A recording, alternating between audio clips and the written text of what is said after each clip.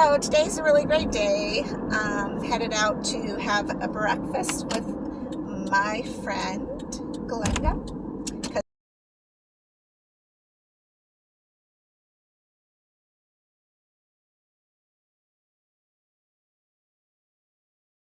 Because it's Tuesday and that's what we do. I would go insane if I didn't have Glenda because, or my other friends, all my friends are so precious to me, by the way. You guys are all really, really precious to me. And I know that there are people that I haven't even met.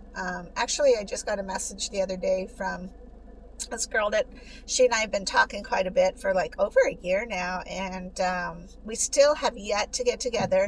We met on Facebook through mutual friends, and it's just really cool to me how that happens, how that's like the norm in these days. You just, I don't know. Of course, I'll be friends with pretty much anybody, so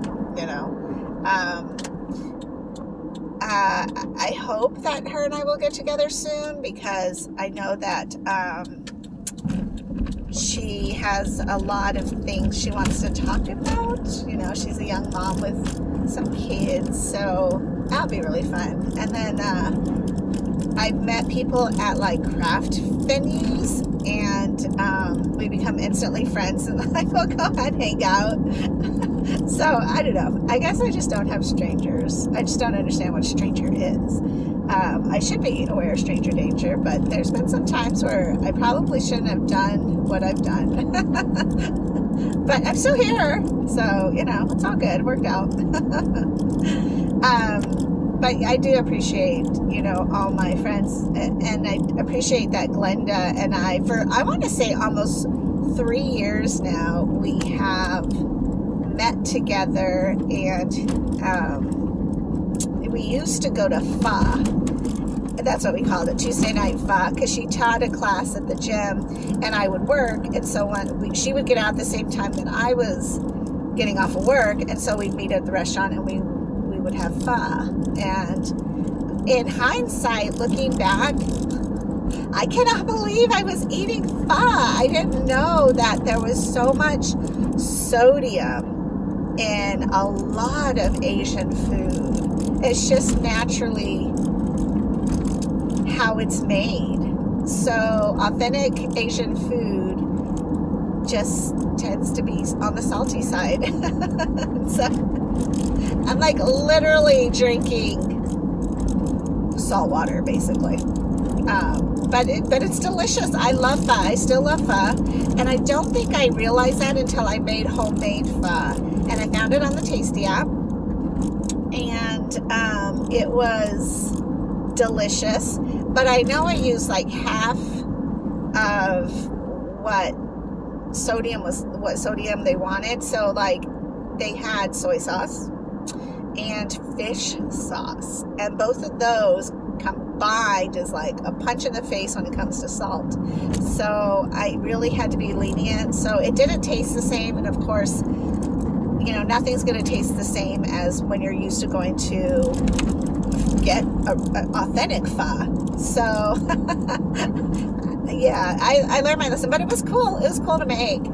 It does kind of take quite a few steps to get like all the flavors to combine and work together and stuff, but overall, I think, I don't know that I can eat Pho ever really again so much. Yeah, I don't know. And then I do want to try to make spring rolls, because I really love their spring rolls, and they made a peanut sauce that's really good.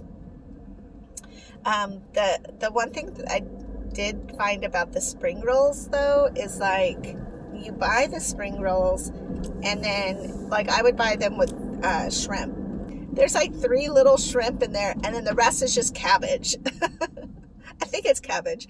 And so, which is great because I like hot cabbage, and I don't mind that. But I always thought, man, if I made spring rolls, I'd probably add quite a bit of shrimp to it.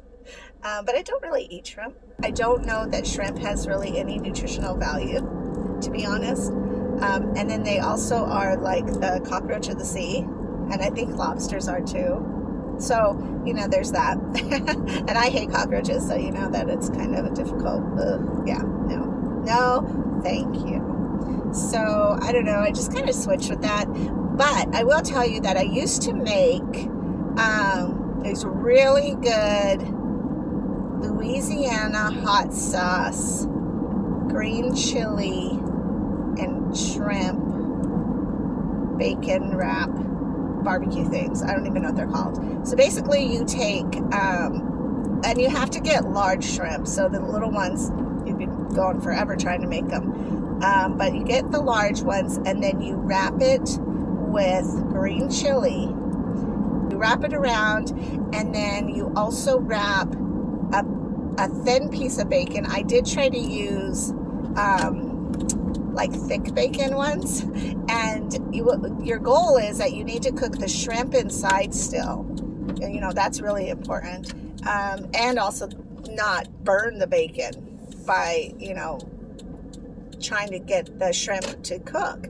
So once you get that all together, then you I use a toothpick and I hold it together with a toothpick, and then I put it in a bowl of Louisiana hot sauce and let it soak a little bit. Now the longer you let it soak, the hotter it gets, and if you eat it next day, it can get really hot too. So I don't know if it's just the Louisiana hot sauce itself that does that, or if it's just Louisiana hot sauce itself, or the combination of that and the green chili maybe. But I just know that that's definitely something that is really, really good. So I might try to make that. But you also can't make it in a house. You have to use a grill, because there's something about the green chili cooking that like smokes your house out. Believe me, I know. And it like burns your eyes. I don't know what happens, but that's what happens. So but they're really good. So I might make some of those just to see. Now I'm hungry. All right, so I'm gonna head inside. That's my little recipe talk for the moment, I guess. And I will talk to you guys later. Bye. Good afternoon. So I am leaving my place and I'm going to meet some friends for ladies' night out for dinner. Well, I was gonna dye my hair today, and then I realized I don't have the bleach to dye it. So I think I'm going to do half turquoise and half purple, because I've never done that before, and I think that would be super cool. I'm going to come home tonight at whatever time and put in another bag, and I think I'm just going to put in the yellow bag, because I don't believe that I have to really pull anything. I am going to that dinner, but again, I'm going to eat very lightly. And then, yeah. Plus, I don't think I can pull that meal by tonight, whatever time. Wow, that's right. And then I talked to Beth a little bit, because I was like, I'm honestly a little bit freaked out about extra tenniel. And she was super cool about it, because she's just an epitome of calm and just very like step by step, methodically thinking, like, and empathetic, which is really great. You really need somebody who's empathetic in your medical situations, because, you know, it's kind of like, I don't want to ask dumb questions and be ridiculous about stuff, but at the same time, it's also like, this is so new. I just don't know what some of these changes mean, or what, you know, eventually what they're gonna come up to being and changing my life. And so anyways, I talked to her and she was super cool, and she's just like, basically it's going to be a thicker molecule. Remember we were talking about that? And she's like, yeah. And I told her, I said, you know, when I put in the green bag, a lot of times I really do feel that shift of thickness. So I often feel very pregnant when I have it in, depending on what my day is doing and so forth. And so, but thankfully I am pulling beautifully when it comes to my dialysis. They're working, my body is working. So I'm very glad that it's not something that I need to do immediately, but I did get a box just in case. They were like, yep, you need to do it. And, you know, then there is you know, I guess if I wanted to try it, I could, but I don't really want to, to be honest. And then I asked my doctor, like, what does it mean when I stop peeing? Like, physically, what is happening with me?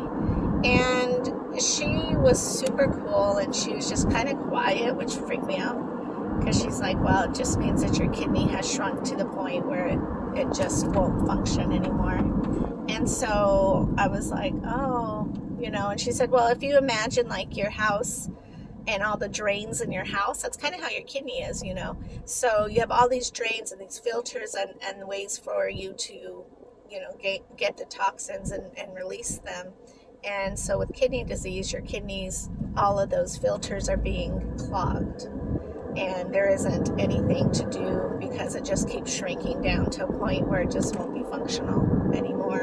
And it will shrink in size because it's not working. So that was kind of cool to hear in some sense, because I was like, oh, that makes sense. That's that's why my kidney is, you know, not working as much. And then I also wonder, like, before dialysis, I used to pee a lot, and now I rarely pee.